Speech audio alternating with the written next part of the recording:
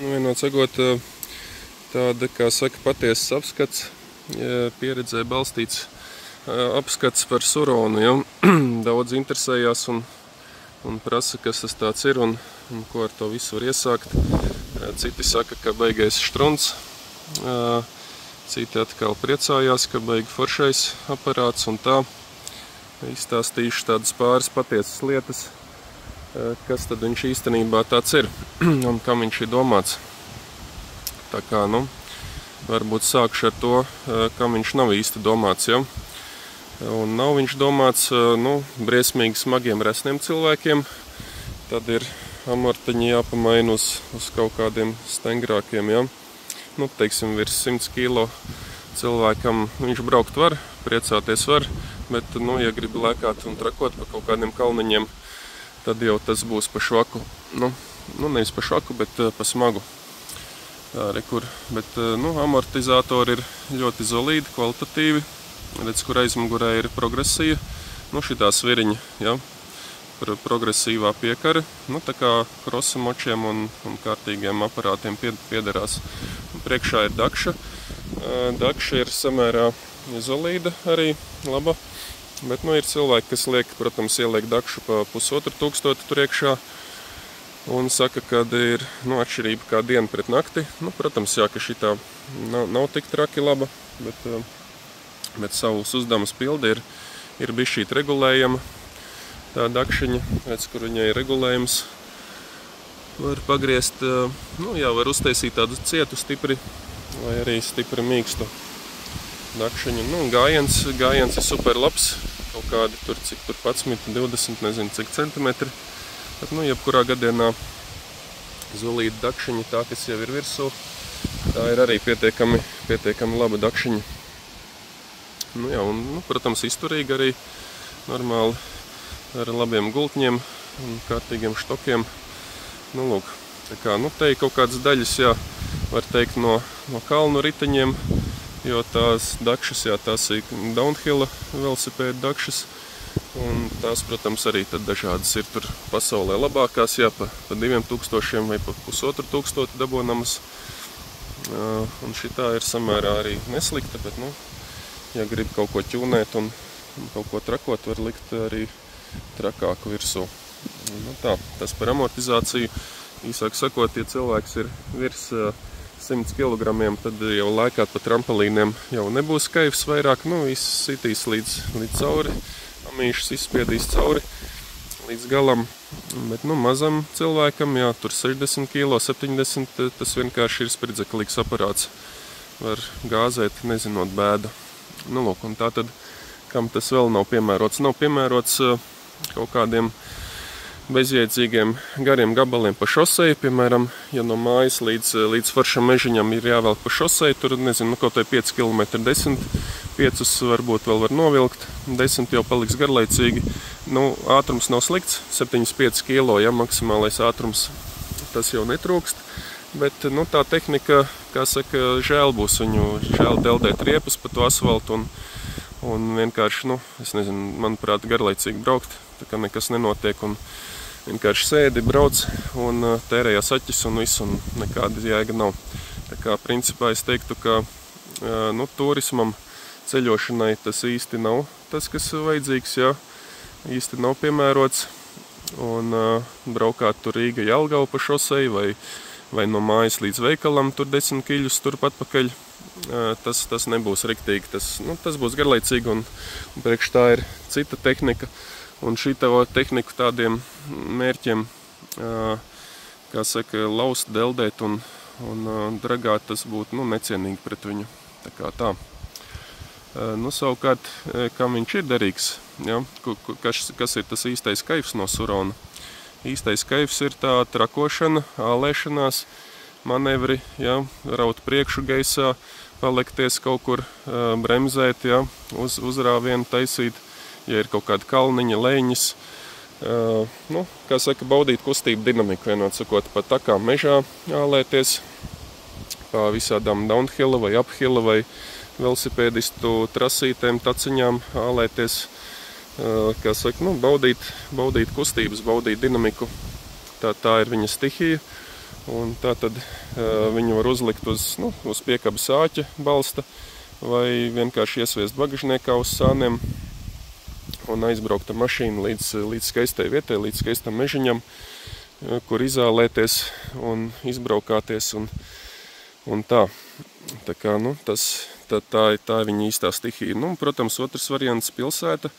Jaunieši pusauģi pa pilsētu arī mīl dragāt šurp turpu, pa visādām trepītēm, ampmanlītēm lēkāt tur un atrast visādas interesantas vietas, kur uzbraukt augšā pa trepēm, nobraukt lejā pa trepēm, izkratīties, kaut kur uzlekt un aiziet ātri līdz čomam kaut kur, atjāt līdz mājai, izālēties.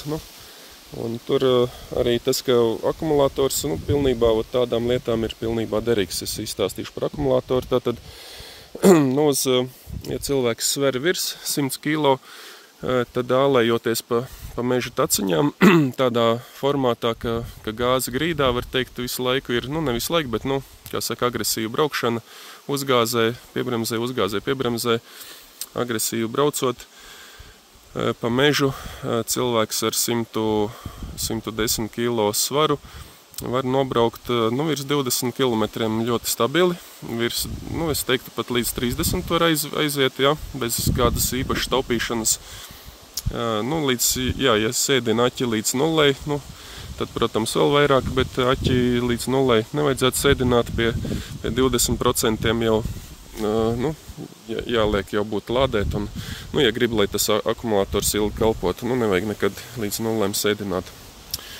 Lūk, tā kā, pa mežu intensīvi ālējoties, tie ir kaut kādi 25 km, var teikt, vidēji smagam cilvēkam, bet, ja cilvēks ir viegls, 70 kilo, ja cilvēks sver, tad gandrīz jau, var teikt, divkārši, tas ir provēts, ir braukts ar dažādās kompānijās, un tie, kas ir viegli cilvēciņi, tur 70 kilo, kas sver, tiem tas nobraukums ir gandrīz vēl dubults. Un, plus vēl ir arī akumulatori, kas te pašā izmērā un svarā, gandrīz svarā, jau nodrošina dubultu ietilpību dabonami. Tā kā, tas tad ir vēl trakāk, vēl jāstrāk. Savukārt pa pilsētu ir tāds testa brauciens, ekonomiskais, pa asfaltu un nebraucot, neskrienot ātrāk par tiem līdz 30 km stundā, tad skrēju un bez tādiem baigiem uzrāvieniem, tā vienkārši vizinoties, baudot ainavu, baudot skatus, vizinoties pa pilsētu. Tur varēja novizināties, man liekas, kādas 6 stundas gandrīz un ap 60 km, 60 km bija nobraukums, plus vēl aķis nebija sauss, aķī bija kaut kādi 25 vai cik procenti.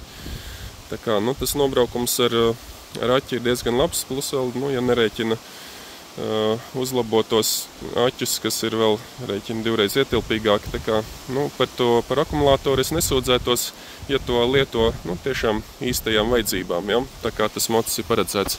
Ja tu gribi braukt no Rīgas uz Liepāju vai no Rīgas uz Jelgavu, no Rīgas uz Jelgavu aizbrauksi, 55 kilīši tur ir, tātad tos viņš var nobraukt, nesteidzoties, bet, es neteiktu, ka tas būtu kaifs un ka to vajadzētu darīt un ka tur būtu kaut kāda jēga no tāda brauciena, Tas aparāts ir, redzi, piekara viņam viss strādā, amortizācija ir superīga. Tas ir domāts, lai ālētos, lai kratītos pa bedrēm, pa trampolīniņiem, pa kalniņiem, lai lektu augšā lejā, lai būtu kustības, ālēšanās, azarts, adrenalīns un tā. Tā ir tā viņa stihija. Viņa ne pa kādām šosejām nevajag nekur ekskursijās vai braukāt. Kā transporta līdzekli viņu, protams, var izmantot, bet tas nav cienīgi pret aparātu. Tad ir parastu elektrovelosipēdu var nopirkt un kratīties un viss un kaut kur. Tas nav surona, kā saka, stihija. Surona stihija ir ālēties, sportot, bremzēt, gāzēt un tā tālāk. Lūk, tad no tehniskās puses pa tehniskajām, kā saka, visādām lietām. Beņķis ir normāls, viņš nav baigi supra ērtais vai supra neērtais, bet normāls. Ja pa dubļiem ālējās ir jāpagarina dubļnieks, citādi meta garām uz muguras. Un priekšā tas pats, priekšā ir jāuzliek zolīts dubļnieks, tāds ar knābi uz priekšu, tā kā krosiniekiem.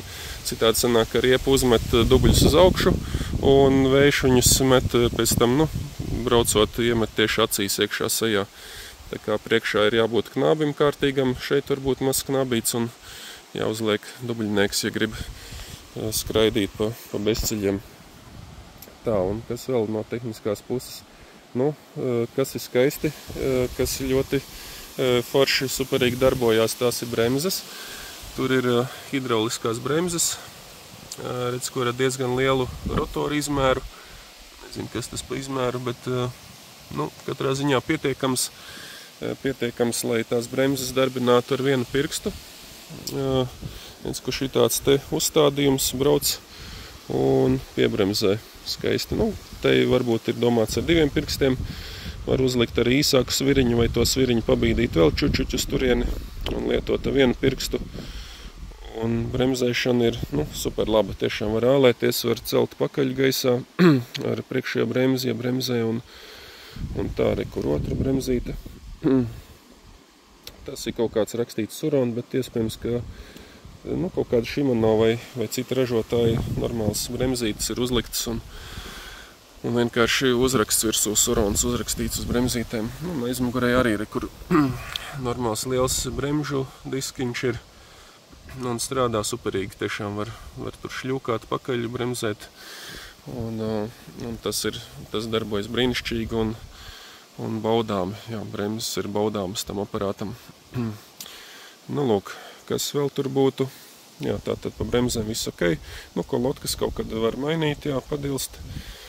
Tas jau kā visiem un visām uzpariktēm. Pa bremzēm uzreiz var pieminēt to tuningu, ko visi rekomendē. Tur iekšā kaut kur laikam tur, vai sazinu kur. Bremzēm bija tur ir jāatštekerē šitien štekeri no vaļā un jāuzvelk, te ir kaut kur dačiks, jā, kur robiņš. Tāds caurumiņš, kur skrūvējās iekšā, otrai bremzē arī šitien apakšā, šitais te caurums, šitais te šitien te iekšā ko redzēt vidnīti, tur skrūvējās tie bremžu sensori, lai, ar domu, ka tik līdz cilvēks nospiež bremzi, lai motors atslēgtos, nezinu, tas priekš tādiem tiešām vai muļķiem, vai amerikāņiem, vai es nezinu, kam tas ir domāts, bet sakarīgam cilvēkam jau pašam ir skaidrs, ka nevajag reizē spiest gāzi grīdā, un reizē spiest bremzi, lai vienkārši lieki nebojātu visu, ko var sabojāt. Un, protams, tas visādās ekstrēmās vietās tie sensori var traucēt, tāpēc visi viņus ņem nost.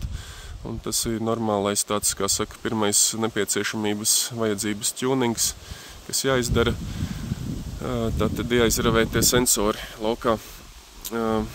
Lūk, nākamais sensors bija laikam kājiņas sensors, kurš neļauj braukt, ja nolaista kāja. Jā, tas arī ir izravējams un izravēts un pilnīgi, es domāju, nevajadzīgs. Tur tas vecais stāsts pa kājas sensori, tas, ka viņā var sajiet dubļi.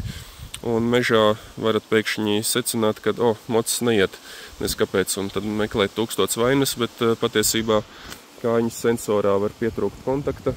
Mocis var domāt, ka kājiņa visu laiku ir nolaista un neiet uz priekšu. Tāda it kā sīka ķibelīta, bet var sagādāt problēmas un neiešanu mežā un ķibelis, vienādi sakot, tā kā to ravē nost, un vēl bija iekšā tāds štrumtiņš apgāšanās sensors arī, ja nemaldos.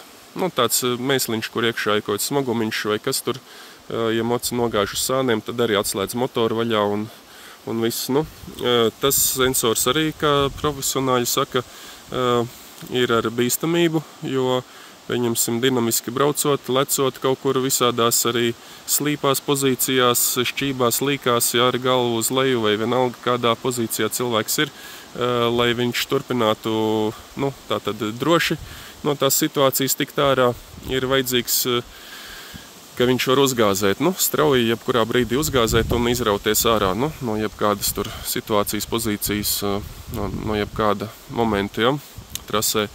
un tas glupais nokrišanas sensors var tādās asās situācijās nogļukot un pēkšņi atturbīt motoru, atslēgt, un cilvēks paliek bez motora, bez uzrāviena, un attiecīgi nokrīt, ieskrien kokā vai satizlojās un var pat gūt traumas un tā tālāk. Tā kā, tas ir tā kā braucējiem, kas apmēram kaut ko saprot, tie sensori var drīzāk nākt pa skādi, bet, protams, bērniem, kam nav pieredze ar tādu tehniku, tie sensori, labāk, lai tad ir viņa mocī, jo citādi mazums, bērns var nokrist uz sāna, un motors riepa var turpināt strādāt, griezt riteni, un mazums tur kāju vai ko tur, ja trāpas pieķos, tad, protams, ir briesmīgi traumatiski tas viss, un tur zinām drošība tā, protams, ir no tiem sensoriem, bet tas jāskatās, kam tas ir vajadzīgs. Ja mocīti lieto bērni, varbūt arī jauni pusauģi, pārāk pārgalvīgi, tad varbūt to sensoru var atstāt. Bet, ja cilvēks lieto, kuram ir kaut kāda pieredze ar mocīšiem un kurš jau ir kratījies tur nezinu cik gadus ar viņiem apkārt, tad atkal tos sensors labāk izņemt un miers. Tas ir pa sensoriem. Par pievadu sistēmu. Pievadu sistēma, tātad motors, laikam skaitās, ka 7 kW motoram, un te iet iekšā, laikam, 3 fāzes un kaut kādas vēl tur tie sensori tiem holadevējiem un motoru pozīcijai. Motors ir foršs un cik rāda tā pieredze, ka motors arī īpaši nekarsta, nav pārāk karstošs, pat tad, ja viņi tur diezgan stipri gāzē, un tā kā ar motoru es teiktu, ka viss ir labi, un tas kalpo forši, labs motors ir viņiem izvēlēts, un tā tad, ko motors dara, redz, kur šitien te ir, šitas te ripulis, tas vidiņā, tas ir ar zobsiksnu pievadīts skriemelis, un tas savukārt caur šito asi, caur vidu griež, kur ir zobratiņš, un zobratiņš tālāk griež lielo zobratu uz ķēdi. Tā tad 2 pakāpju pārnesumība te ir. Redz, kur nevar redzēt šito te zobsiksnas skriemeli. Uz zobsiksna skrien riņķī, šitien te siksniņa, un ir maziņš skriemelīts šeit paslēpts zem uz motora, kurš griež šito lielo skriemeli, un tas savukārt tanī pusē griež ķēdi un griež aizmugurē riteni. Standartā aizmugurējais zobrats ir, cik viņš tur bija, 40 kaut kādas tur, cik tur, 40 zobi ar kaut ko. Šeit laikam ir, es jau aizmirsu, kur ir 60 zobu zobrats, 420 ķēdīte. Ķēdīte ir laikam bez saļņikiem, bez blīvslēgu ķēdīte. Un arī tie blīvslēgi, kā saka, ir cilvēki mērījuši, ka tie blīvslēgi tomēr kaut kādus procentus no jaudas apēd, pie kam, iespējams 5 vai cik, pie mazākas jaudas tehnikas tam ir nozīme. Un tātad, lai ķēde ar savu berzi nenoēstu daļu no jaudas, te labāk likt ķēdi, kurai nav blīvslēgu, parastu moču ķēdīte bez blīvslēgiem, biežāk var viņu pamainīt, bet viņa arī nav dārga. Un tātad, bez blīvslēgu ķēde. Un šeit ir, ne oriģinālais zobrats, bet uzlikts lielāks, 60, tas laikam ir gandrīz vai lielākais, 62 vai kaut kas vēl tur bija lielāks dabonams, bet tāds puslīdz normāli nopērkams lielāks zobrats. Kādēļ tas ir nepieciešams? Tādēļ, ka, ja brauc smags cilvēks virsū, tad kaut kādos stāvākos pacēlumos, kalniņos, neteiksim, ka viņš negāja ar to zobratu, bet viņš vairāk, lielāka slodze bija uz motoru. Motoram attiecīgi, lielāks patēriņš, veltīgs patēriņš, kas aiziet siltumā, nevis braukt priekā. Un tāpēc labāk uzlikt ir lielāku zobratu aizmugurē. Tas radīs lielāku griezes momentu, praktiski tas pakaļais ritenis nebūs apturams, Spēks būs gana liels, jebkādā slīpumā viņš cels priekšu gaisā un rausies uz priekšu, un tātad motoram vieglāka dzīve, viņš mazāk karsīs un viņš darbosies jau no nulles, jau mazos ātrumos motors skries ar gan augstiem apgriezieniem, lai motoram nebūtu grūti un lai nebūtu nu, enerģija karstumā jāizmet ārā. Nu, lūk, tā kā, un pie kam interesanti, ka uzliekot to lielāko zobratu īpaši nekritās maksimālais ātrums, ja? Nu, tāds pats 7,5 kā bija, tā arī bija. Tā kā, nu, tas tāds pozitīvs moments, jā. Par to lampiņas, jā, lampiņa, bremža lampiņa, laikam, aizmugurē, jā. Jā, ķēdi var spriegot, spriegojās viņi diezgan eleganti ar skrūvīti, un te ir iedaļiņas, pēc kurām var redzēt, nu, lai abās pusēs vienādi būtu vienādā pozīcijā. Tā kā ķēdi vajag nospriegot, bet kaut kādam tur, laikam, neceros Suronam. Suronam varbūt pat nevajadzēja lielu to, nu, praktiski nekādu, jā. Suronam nevajag šito te ķēdes brīvkustību, jo ir pa asi, šitais ir zobrats uz vienas asas ar to zobratu, un piekarei strādājot, viņi, nu, ķēde nemaina savu garumu, līdz ar to viņi var nospriegot tā, lai viņi neļerkst un mierīgi braukt, un pēc tam atkal nospriegot, un viss, un viņai nevajag ļerkatāties. Tā kā tā. Cik tās siksnas kalpo, kur jā, siksnas skriemeli var redzēt apakšā, jā, te pat visu šito te sistēmu var labi redzēt. Siksnas it kā kalpojot diezgan labi, tur tā Surona centrā teica, ka īpaši neviens nesūdzās. Nu, protams, kaut kādi akmeņi vai dubļi varbūt nepatiks tai siksnai, bet viņa arī nemaksā kosmosu un ir maināma. Un laikam pat cilvēki mēdz tur kaut kā iemudrīt to siksnu, lai otrais mainot nebūtu viss tur jājauc nost, bet tikai jāuzmet viņu virsū, nu, kaut kā atstāja tur pieskučo pie malas, nu, rezervas siksnu vai kaut kā tā, nu, nezinu, siksna nav vēl mainīta, un kaut kādu laiku viņa kalpos noteikti. Nu jā, peciņas, ko pa peciņām var teikt, peciņas ir, nu, pietiekami labas, bet, protams, tādai kārtīgai braukšanai jau vajag pumpainākas peciņas, nu, tā kā krosamočiem un tam līdzīgi, lai kāja neslīd nošidās, tomēr ir mazliet slidenas, nu, tādas standarta pekas ir pekas noteikti vērts uzlikt labākas, ja grib tur baigi ālēties. Šitas ir kaut kāds ķūnings no iepriekšējā saimnieka, bet tas ir saprātīgs ķūnings, tādu liek arī ārzemnieki un daudz liek, lai dubļus nemestu virsū, redz, kur uz piekaras sviriņām, uz amortizātoru un tā tālāk. Nu, ja gribat, lai tas viss jums normāli kalpo, tad, nu, saprotams, ka nevajag tur mest virsū ne dubļus, ne smiltis, neko uz kustīgām detaļām, arī ne ūdeni. Un tās labāk ir pasargāt, pasaudzēt, lai nav katru gadu vai, nezinu, ik pa 3 gadiem, kā kurš braukā, tas viss jājauc ārā, jāpērk jauns un tā tālāk. Nu, kā saka, ja pasargāsi, braukās ilgi, bet sabojāt nav nekāda māksla, sabojāt var 1 un 2.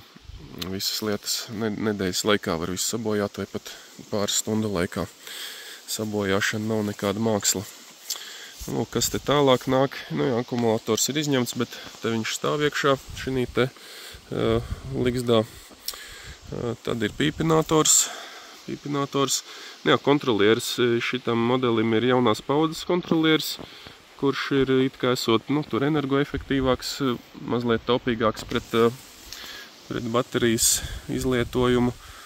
Un visādā ziņā pa kontrolieri, nu, it kā neko sliktu nevar teikt, lai gan iepriekšējais kontrolieris bija mistiskā kārtā vienkārši ņēmis un nomirs. Pat nenobraucot iepriekšējais kontrolieris kaut kādas 300-400 km tikai bija nobraucis un izbeidzies. Nu, un remontējams viņš īpaši nav. Iekšējās sastāvdaļas ir ielietas tur kaut kādā ķēpā vai epoksīdā vai silikonā.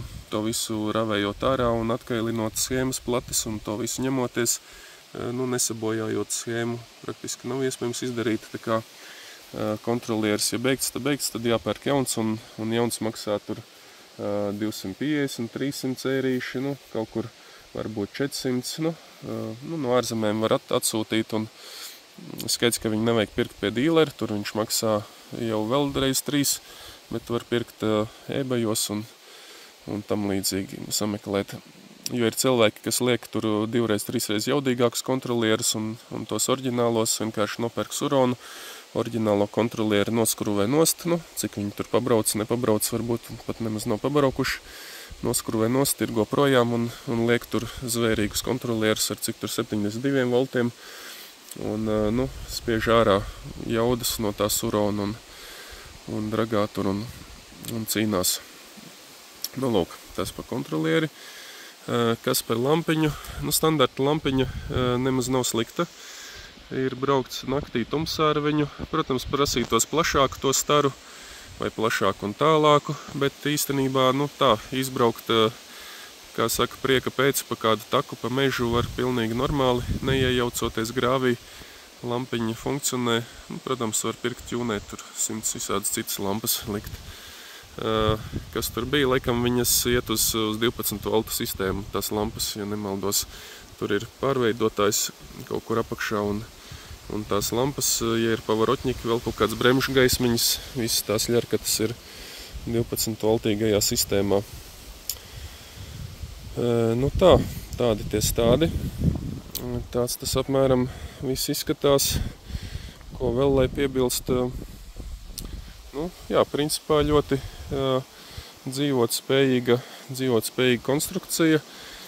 Nu, protams, pilna ar emocijām, pilna ar piedzīvojumiem, ar kustību, dinamiku, ar ālēšanos, ar kratīšanos un braukt prieku. Jā. Tā kā, nu, ripo viņa forši, amortizējās arī ļoti forši. Nu, protams, jā, ja cilvēks nav tur pārmēr smags, jā, 110 vai cik kilo, vieglākiem ir vienkārši ideāli.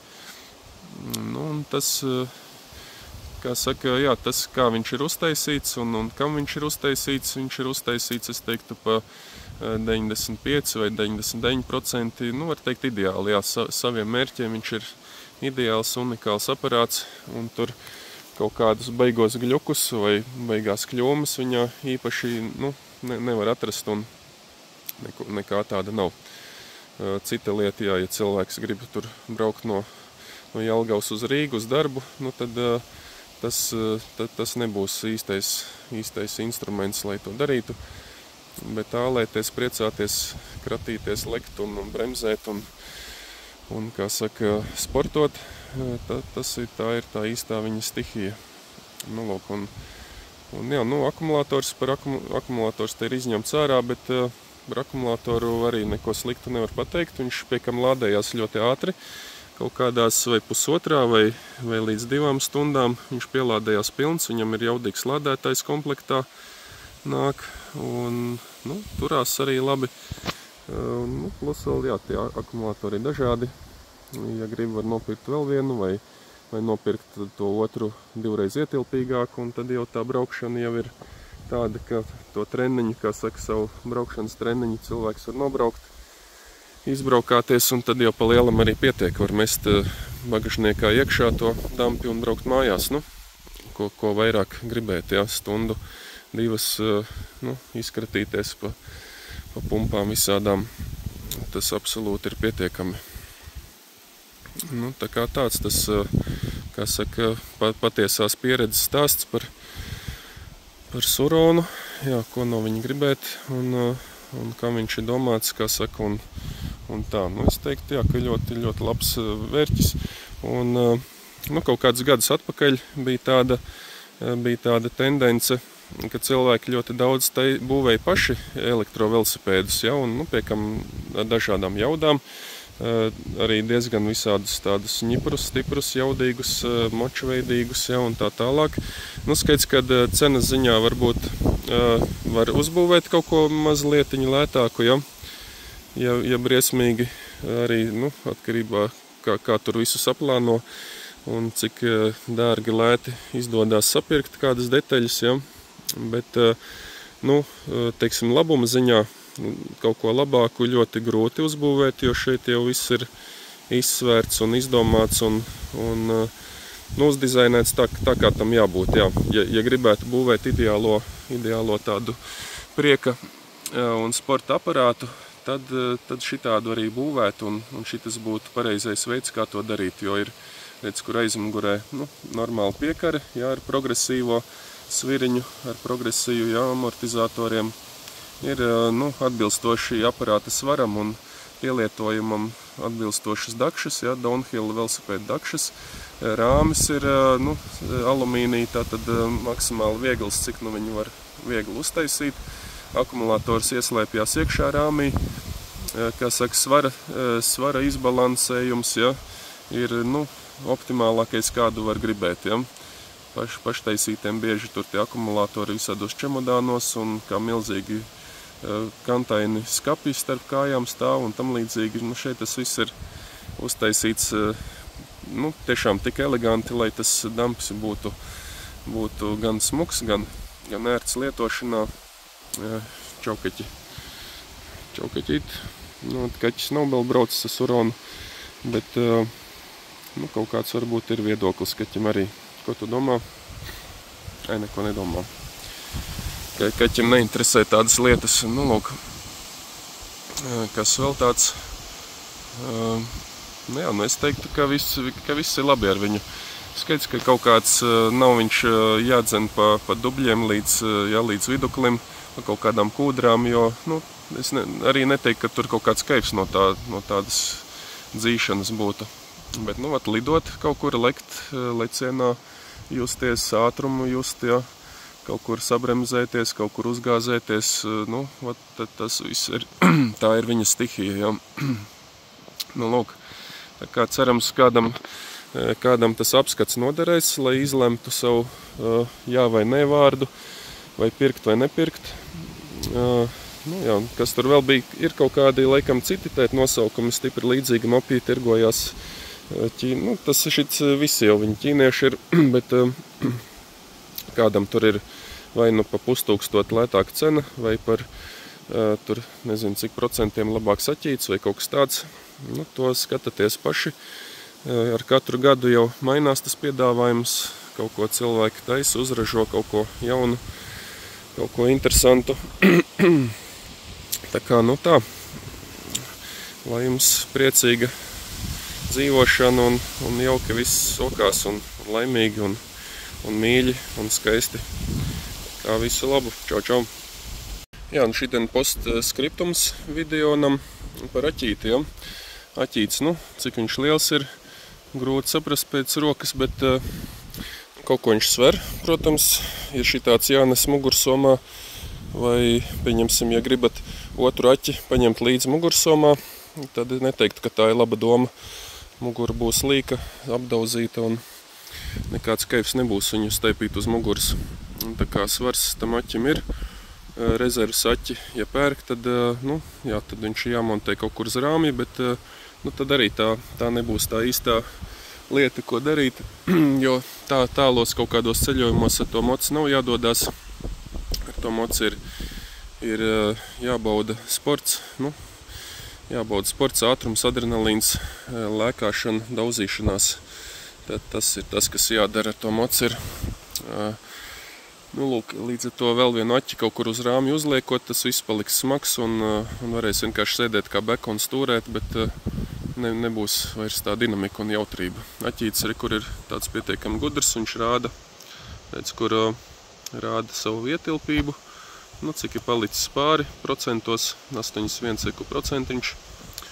Un šeit pievienojas, šitien ir lādētājs spraužās iekšā ar 3 laikam kontaktiem.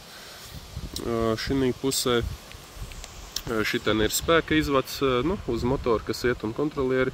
Un šitien ir kaut kāda vadība, nezinu, kam tā vajadzīga, bet droši vien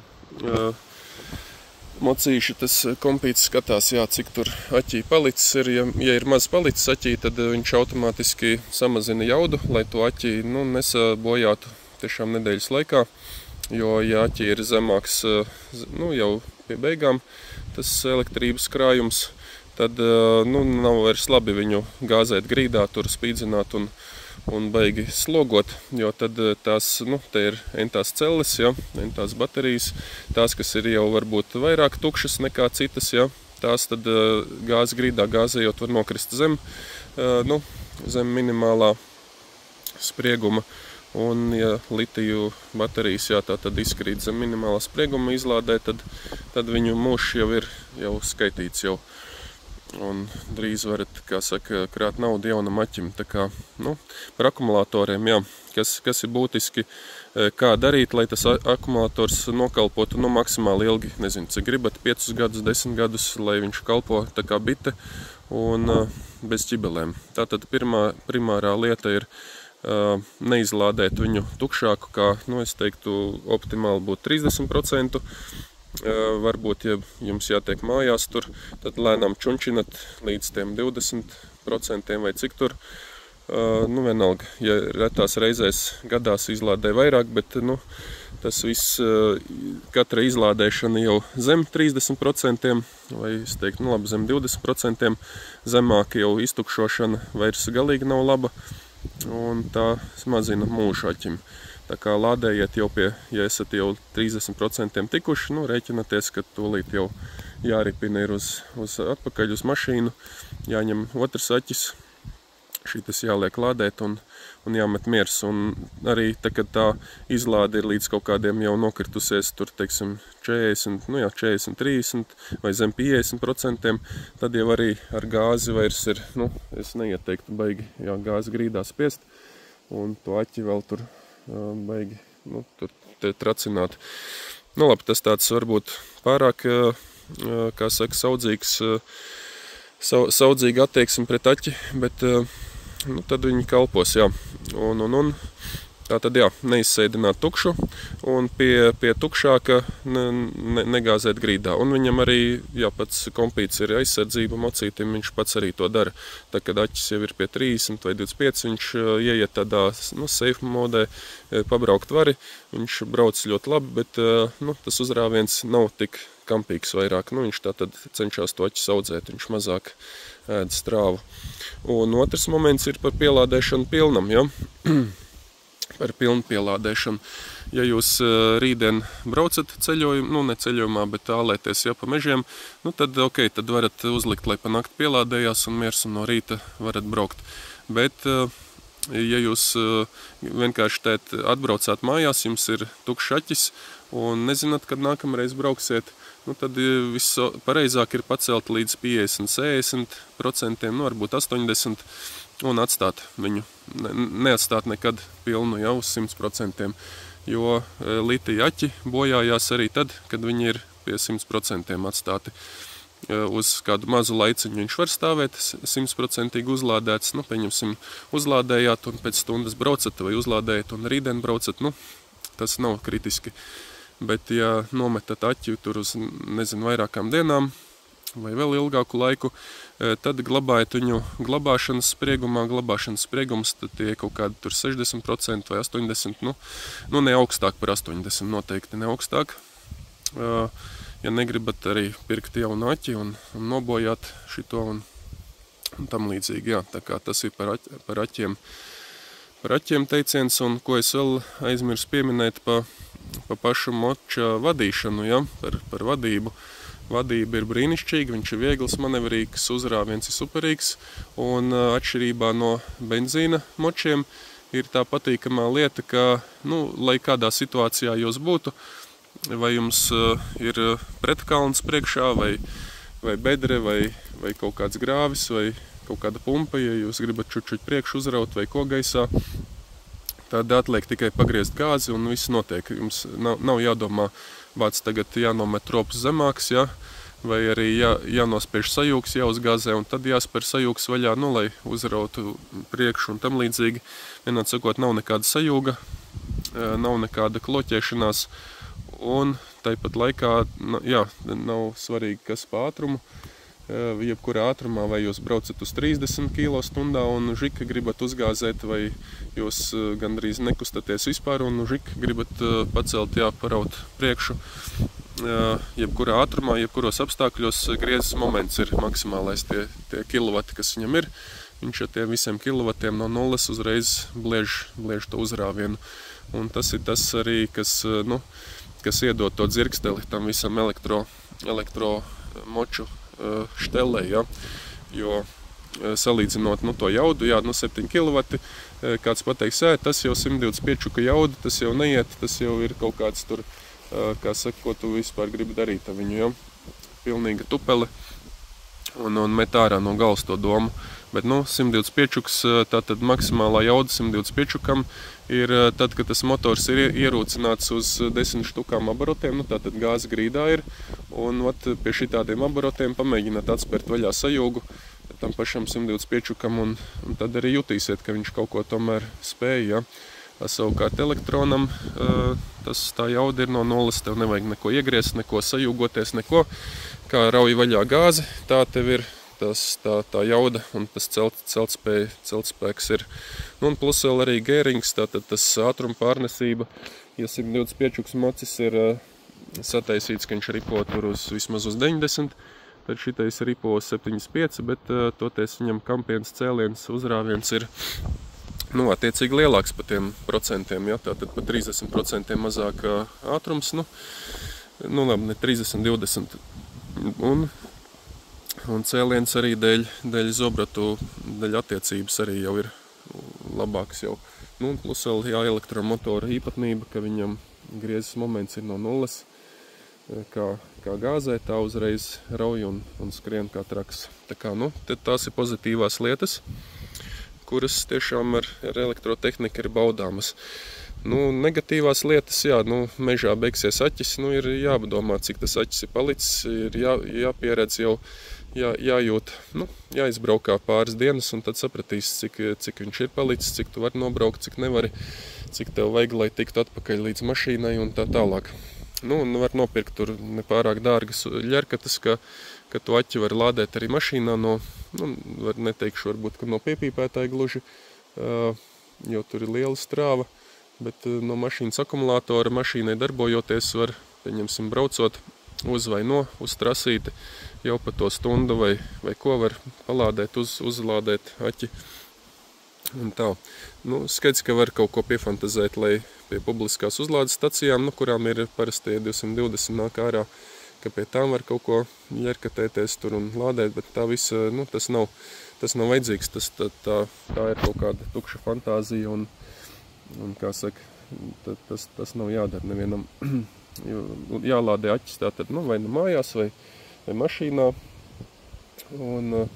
Un ja esat baigi došīgs sportotājs, tad vēl vienu aķi nopērkat līdzi un izlēkājaties pa kalniem, atbraucat mašīnā, uzliekat otru aķi un vēlreiz to pašu, var teikt, jā, stundu vai divas varat atkal iztrakoties.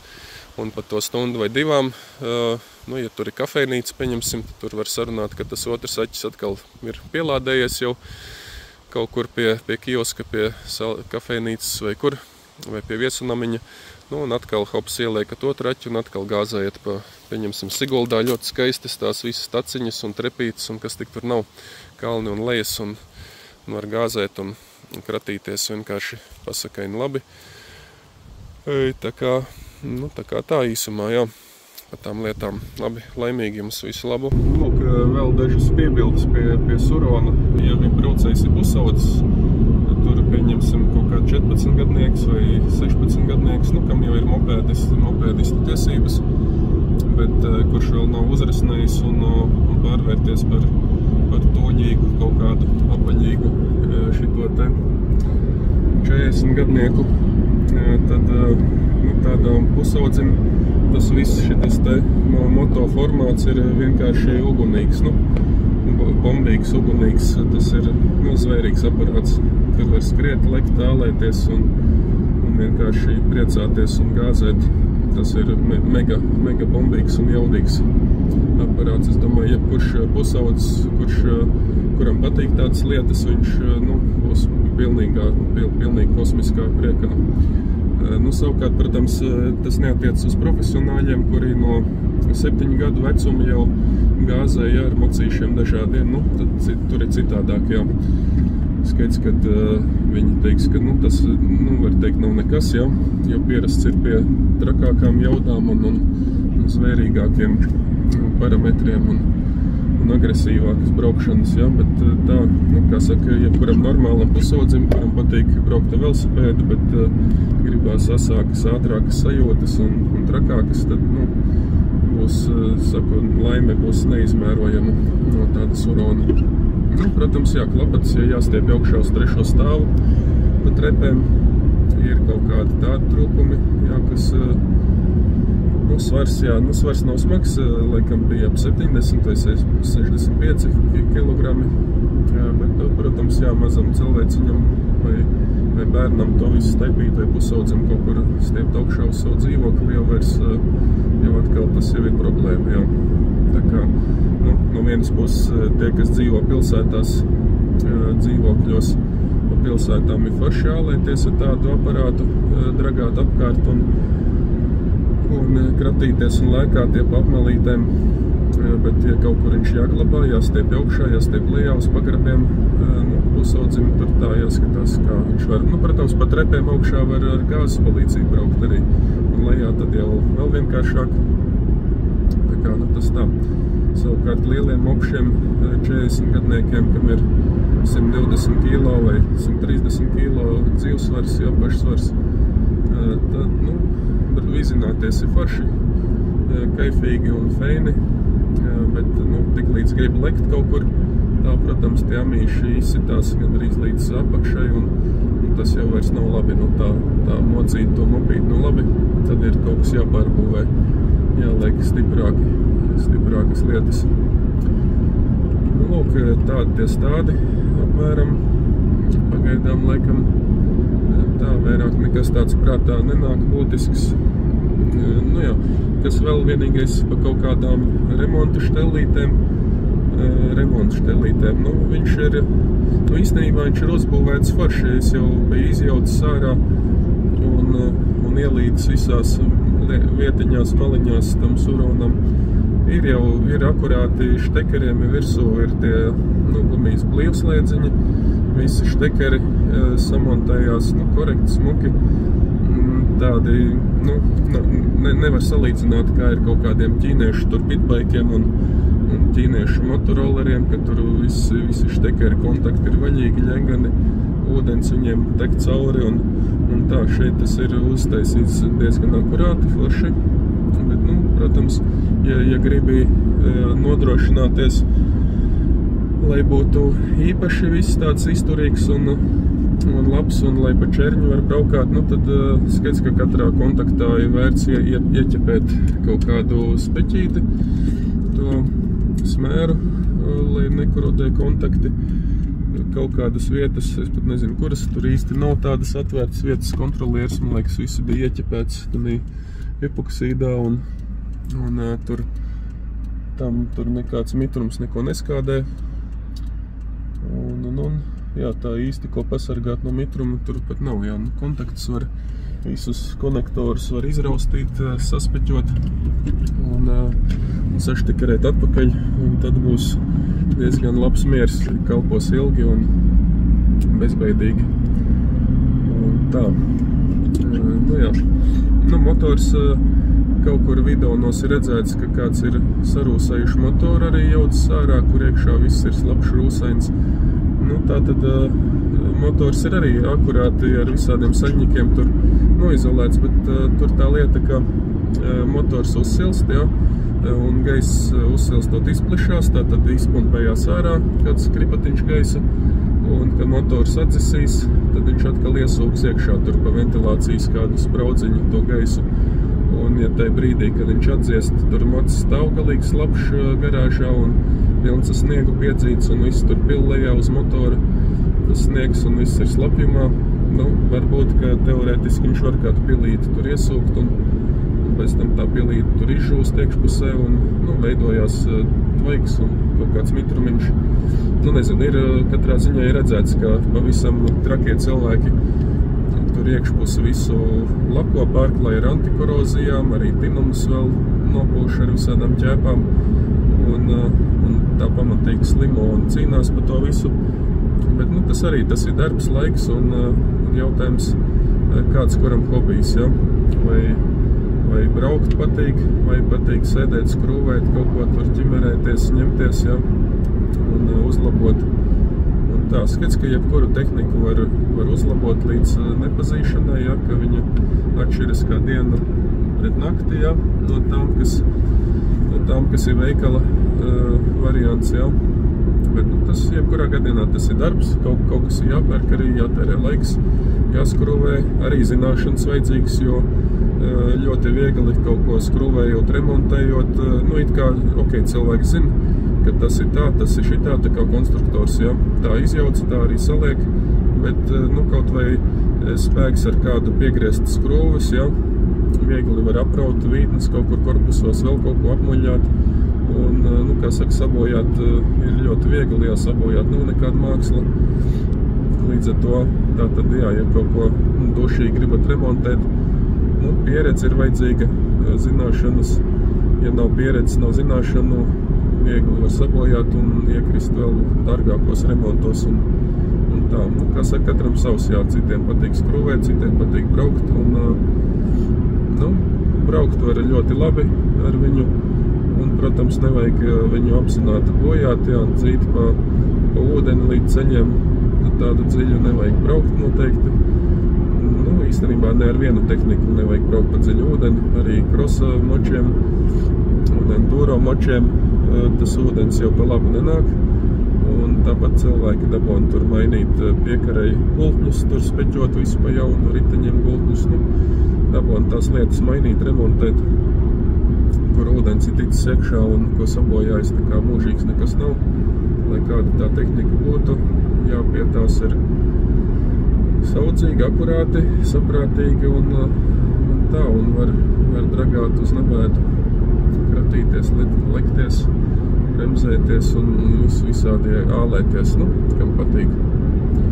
Kā tā, nu, cerams, nu, necerams, kā saka, kādam patīk, nepatīk, gan jau, ka kādam noderēs tāds apskats review, jo, cik es zinu, pēc savas pieredzes, tā, nu, tik līdz ir, nu, tie pirmkārt tie moči dārgi visi, nu, ja pa kaut kādiem 300 eirikiem kaut ko varētu nopirkt tejošu, tad labi nopērts un kraties tur vesels, bet cenas ir lielas, maksā tur, nu, lietots surons maksā kaut kādi 3,5 tūkstoši, nu, mazlietots droši vien, teiksim tā, nolietotam vajadzētu jau maksāt arī lētāk.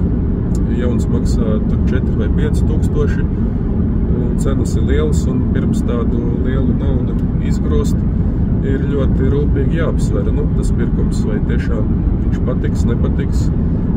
Un, nu, jā, vai ir vērts, vai neiegrāpsies tādā lietā, kas tev nedara, kur nav foršuma, nav labas sajūtas,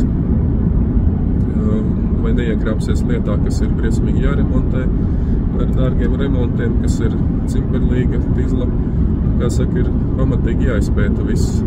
Un, protams, tas zelta likums vienmēr, pirms jebkura moto pirkšanas, ir izbraukt ar viņu, ja, paņemt un izbraukt. Tātad, jā, ja jūs varat aizņemties, nu, suronu bodē arī var aiziet, tur tie bodnieki iedod izbraukt likumu un paprovēt pa pagalmu.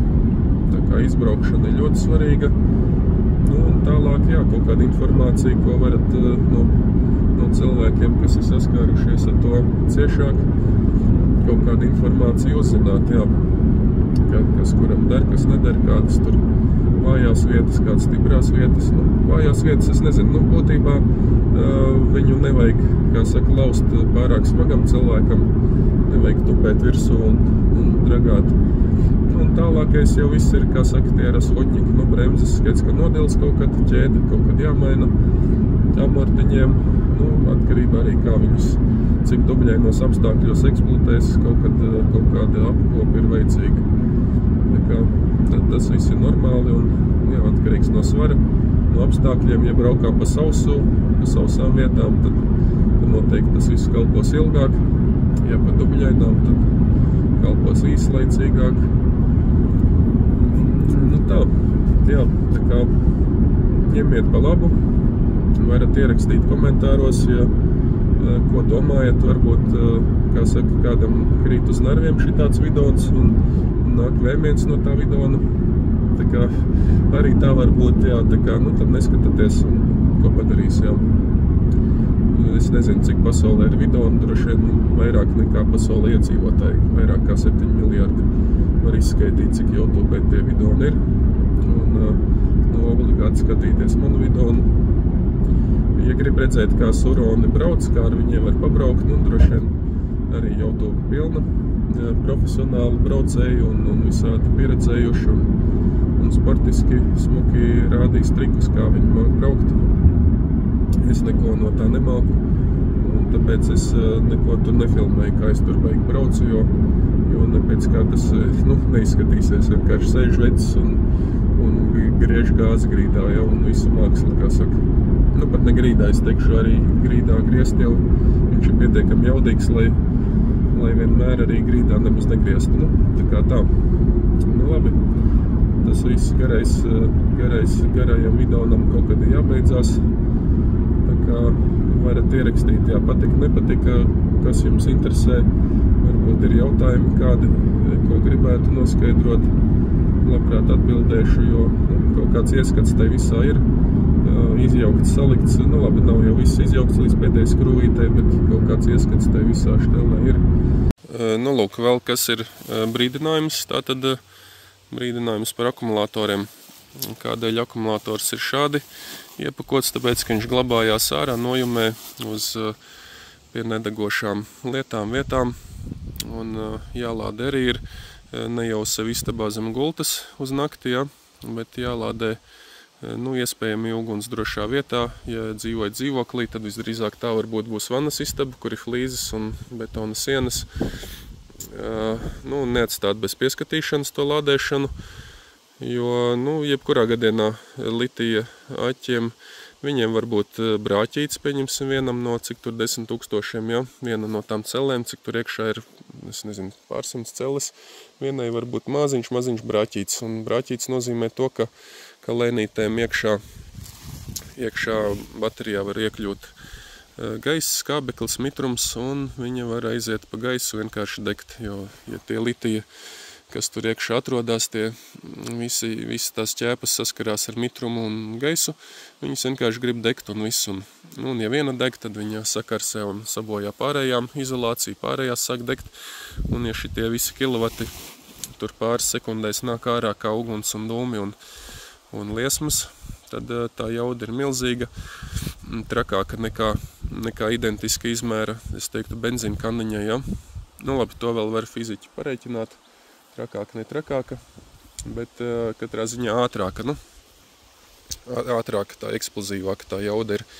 Tātad, lūk, ar lādēšanu esat uzmanīgi, neatstājiet kaut kur degošās vietās to aķi zem gultas vēl kaut kur, nelādējiet bez pieskatīšanas, lādējiet ar pieskatīšanu, sekojiet līdzi, kas tur notiek, jo jebkura elektronika, kāda viņa būtu, viss kaut kad var izbeigties, jebkas var nogļukot,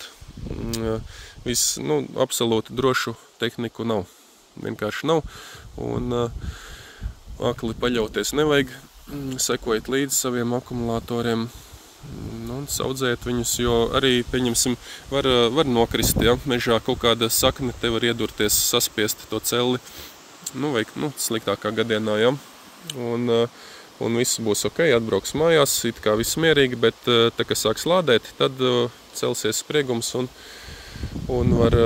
tad tas viss var aiziet pa gaisu. Tā kā ar litija aķiem uzmanīgi, un tātad litija aķis ir, ja viņš ir super pilns, viņš ir bīstams, ja viņš ir pavisam tukšs, viņš ir, gandrīz nebīstams, viņš minimāli traks ir.